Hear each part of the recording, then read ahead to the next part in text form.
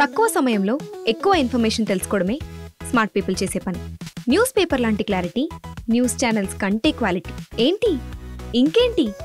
4 Sides TV app download it.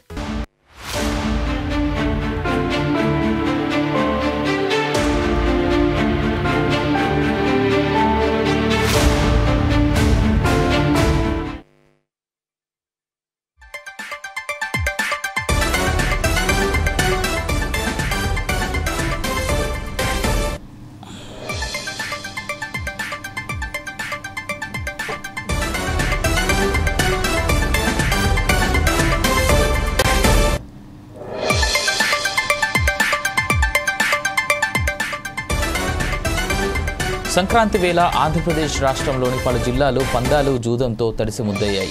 కోట్లాది రూపాయలు చేతులు మారాయి. ప్రభుత్వం చేతగానితనంతో పందెం రాయలు రెచ్చిపోయారు. రెవెన్యూ, పోలీసు యంత్రాంగం చేష్టలుడిగి చూసింది. అధికార పార్టీ నేతల ప్రోత్సాహంతో ఆయా పందెం బర్లు ఫ్లడ్ లైట్ల వెలుగులో మెరిసిపోయాయి. దీంతో రాత్రింబవళ్లు పందాలకు అడ్డే లేకుండా పోయింది.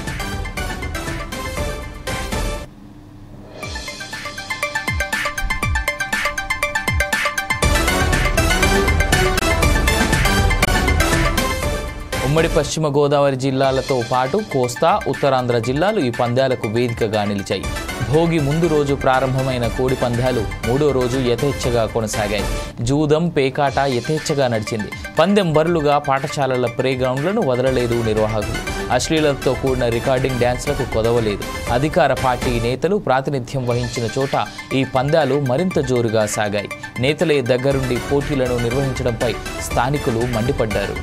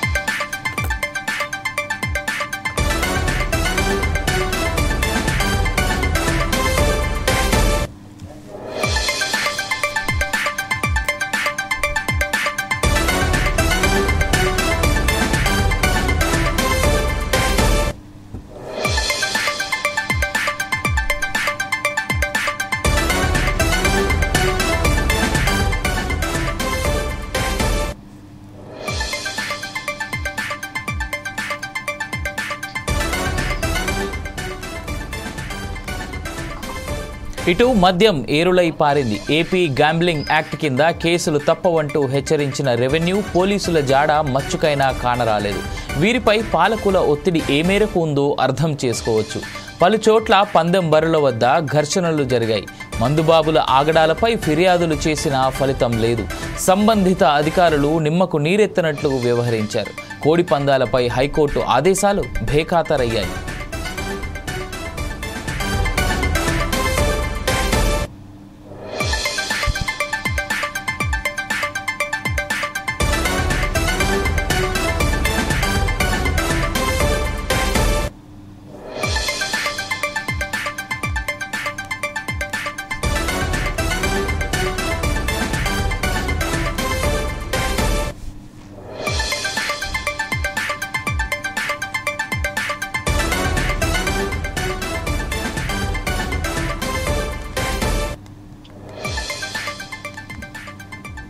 కోడి పందాల బరుల వద్ద ఈసారి లేడీ బౌన్సర్లు దర్శనమిచ్చారు.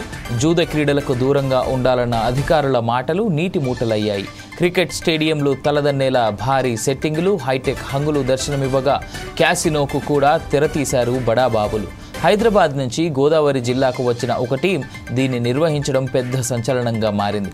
ఇక్కడే కాదు, మరో 3 చోట్ల క్యాసినో జరుగుతుందని నిర్వాహకులు చెప్పడం పాలకుల చేతగానితనానికి నిలువుటద్దం.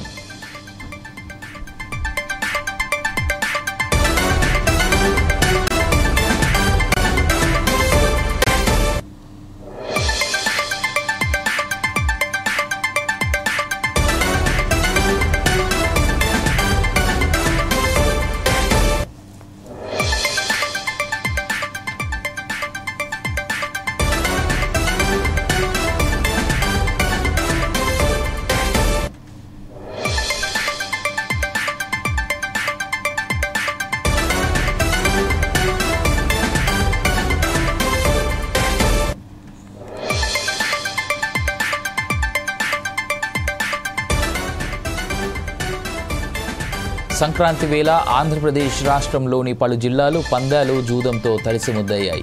కోట్లాది రూపాయలు చేతులు మారాయి. ప్రభుత్వం చేతగానితనంతో పందెం రాయుళ్లు రెచ్చిపోయారు. రెవెన్యూ, పోలీసు యంత్రాంగం చేష్టలుడిగి చూసింది. అధికార పార్టీ నేతల ప్రోత్సాహంతో ఆయా పందెం బరులు ఫ్లడ్ లైట్ల వెలుగులో మెరిసిపోయాయి. దీంతో రాత్రింబవళ్లు పందాలకు అడ్డే లేకుండా పోయింది.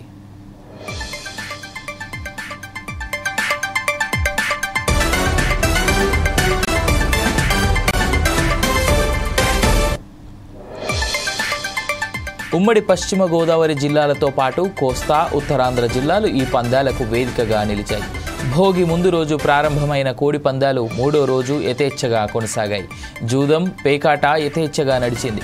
పందెం బరులుగా పాఠశాలల ప్లేగ్రౌండ్లను వదలలేదు నిర్వాహకులు. అశ్లీలతతో కూడిన రికార్డింగ్ డ్యాన్స్లకు కొదవేలేదు.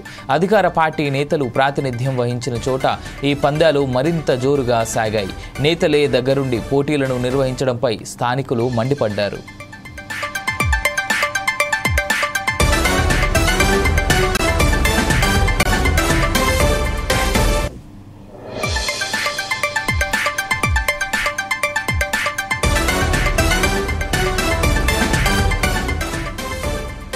ఇటు మద్యం ఏరులై పారింది. ఏపీ గ్యాంబ్లింగ్ యాక్ట్ కింద కేసులు తప్పవంటూ హెచ్చరించిన రెవెన్యూ, పోలీసుల జాడ మచ్చుకైనా కానరాలేదు. వీరిపై పాలకుల ఒత్తిడి ఏ మేరకు ఉందో అర్థం చేసుకోవచ్చు. పలుచోట్ల పందెం బరుల వద్ద ఘర్షణలు చెలరేగాయి. మందుబాబుల ఆగడాలపై ఫిర్యాదులు చేసినా ఫలితం లేదు. సంబంధిత అధికారులు నిమ్మకు నీరెత్తనట్లు వ్యవహరించారు. కోడి పందాలపై హైకోర్టు ఆదేశాలు బేఖాతరయ్యాయి.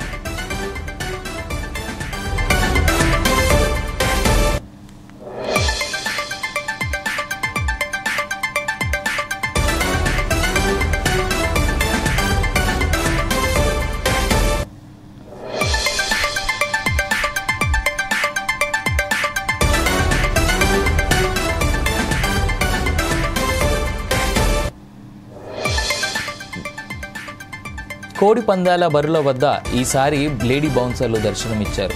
జూద క్రీడలకు దూరంగా ఉండాలన్న అధికారుల మాటలను నీటిమూటలయ్యాయి. క్రికెట్ స్టేడియంలు తలదన్నేలా భారీ సెట్టింగులు, హైటెక్ హంగులు దర్శనమివ్వగా క్యాసినోకు కూడా తెరతీశారు బడాబాబులు.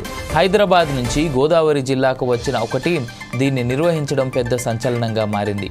ఇక్కడే కాదు, మరో 3 చోట్ల క్యాసినో జరుగుతుందని నిర్వాహకులు చెప్పడం పాలకుల చేతగానితనానికి నిలువుటద్దం.